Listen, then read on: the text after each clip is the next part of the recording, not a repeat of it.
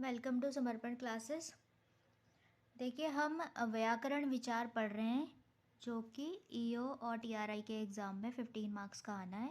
तो संज्ञा और सर्वनाम हम कवर कर चुके हैं। आज हम करेंगे विशेषण। तो सबसे पहले देख लेते हैं विशेषण कहते किसको है। तो संज्ञा अथवा सर्वनाम शब्दों की विशेषता बताने वाले शब्दों को हम विशेषण कहते हैं। जैसे कुछ उदाहरण देख लेते हैं। कटे हुए पेड़ पर्यावरण के लिए घातक है। तो यहाँ पे कटे हुए क्या है, विशेषता बता रहा है, मतलब जो कटे हुए हैं पेड़ वो क्या है, पर्यावरण के लिए घातक। महानगरों में ऊंची इमारतों का प्रचलन है। तो ऊंची, तो ऊंचाई क्या है, विशेषता बता रहा है। तो ऊंची क्या है, एक विशेषण है। इसी तरह मेज पर 5 किताबें हैं। तो कितनी किताबें हैं, 5। तो ये जो 5 है विशेषता बता रहा है, इसलिए ये क्या है, विशेषण। तो इस तरह से संज्ञा अथवा सर्वनाम शब्दों की विशेषता बताने वाले शब्दों को हम क्या कहते हैं, विशेषण कहते हैं। और विशेष्य किसको कहते हैं, जिन शब्दों की विशेषता बताई जाए उन्हें विशेष्य कहते हैं।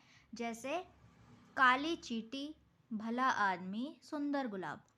तो इसमें चींटी, आदमी और गुलाब क्या है, शब्दों की विशेषता बताई जा रही है, इसलिए ये क्या है, विशेष्य। तो चींटी कैसी है,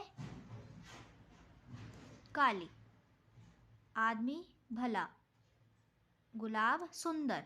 तो चींटी की विशेषता बताई जा रही है कि चींटी कैसी है, काली। आदमी की विशेषता बताई जा रही है कि वो क्या है, भला। तो जिसकी विशेषता बताई जाती है उन शब्दों को विशेष्य कहते हैं, और जो विशेषता होती है उसे विशेषण कहते हैं।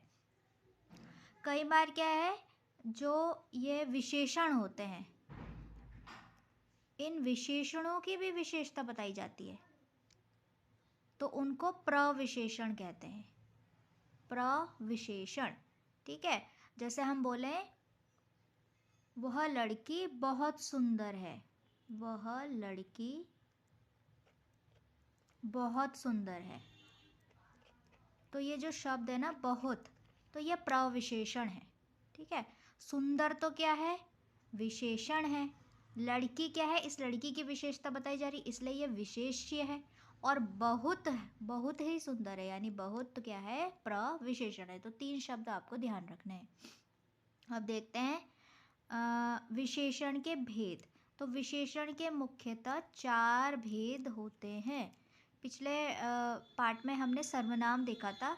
तो सर्वनाम के कितने भेद थे, 6 भेद थे। और संज्ञा में कितने थे, 5। व्यक्तिवाचक, जातिवाचक, भाववाचक, द्रव्यवाचक, समूहवाचक। तो संज्ञा में 5, सर्वनाम 6 और विशेषण के हो गए 4। तो विशेषण के 4 प्रकार होते हैं। पहला गुणवाचक विशेषण, दूसरा संख्यावाचक विशेषण, तीसरा परिमाणवाचक विशेषण और चौथा सार्वनामिक या संकेतवाचक विशेषण। तो एक एक करके देखते हैं। सबसे पहले गुणवाचक विशेषण। तो गुणवाचक विशेषण कैसे कहते हैं, नाम से पता चल रहा है, जो गुण बताए। तो जिन विशेषण शब्दों से संज्ञा और सर्वनाम के रंग रूप, आकार प्रकार, गुण दोष, काल, स्थान, दिशा, स्वाद, गंध, स्वभाव, इस तरह के जो है संबंधित विशेषता बताई जाती है या उसका बोध होता है, उसे गुणवाचक विशेषण कहते हैं, ठीक है। जैसे हमारी अध्यापिका मीठी वाणी और सरल स्वभाव वाली है। तो इस तरह से एक तरह से अध्यापिका के गुण का पता चल रहा है कि उनकी वाणी मीठी है और स्वभाव कैसा है, सरल है। तो गुण का पता चल रहा है, इसलिए ये क्या है, गुणवाचक विशेषण। तो गुणवाचक विशेषण में भी बहुत सारे प्रकार होते हैं। तो गुण दोष बोधक, जिससे गुण और दोष का बोध होता है, जैसे भला, बुरा, सच्चा, दानी, क्रोधी, शांत, कंजूस, न्यायप्रिय, परिश्रमी, इस तरह से जो है चालाक, ये गुण और दोष का पता चल रहा है। या तो गुण होंगे या दोष होंगे, तो एक तरह से विशेषता बताएगा जो गुणवाचक का।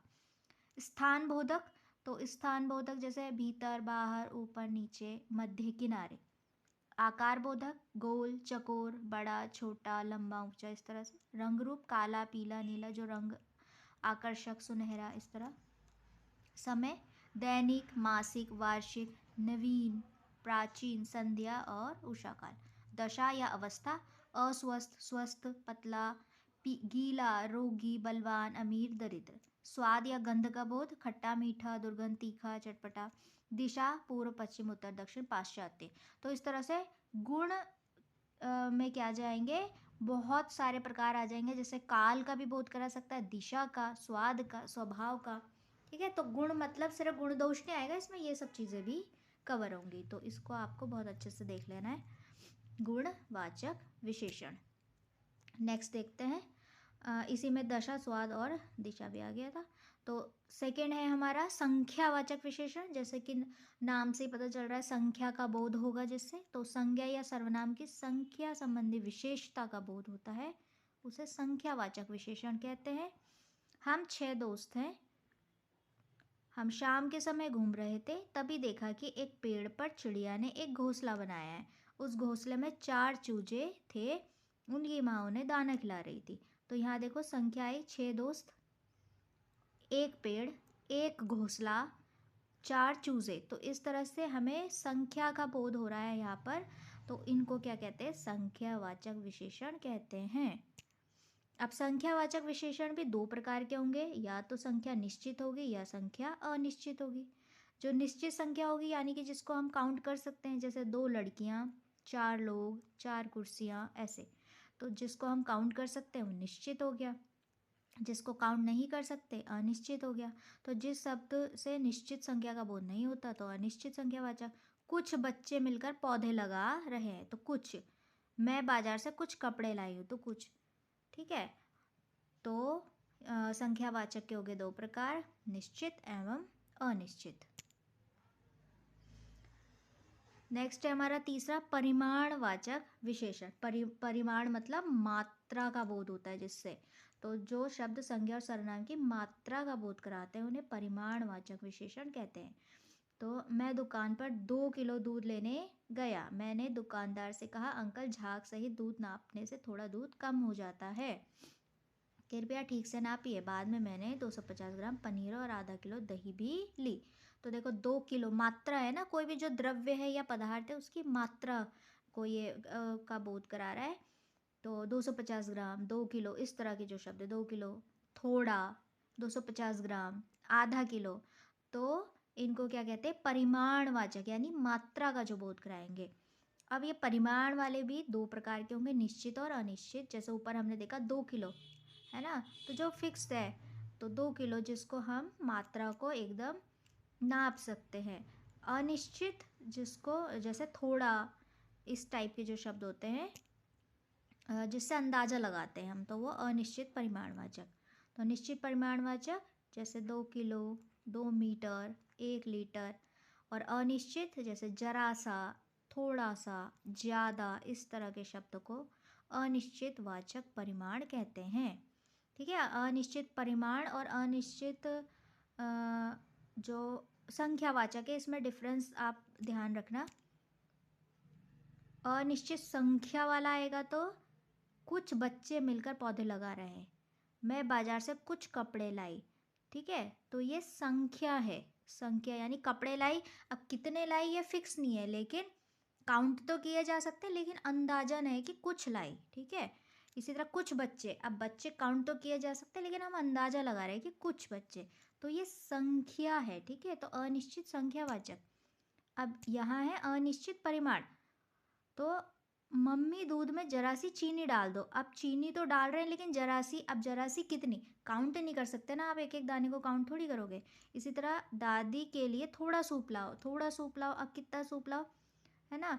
तो इस तरह से आप अनिश्चित परिमाण और अनिश्चित संख्या में कंफ्यूज मत होना, इन दोनों को अच्छे से क्लियर कर लेना आप लोग।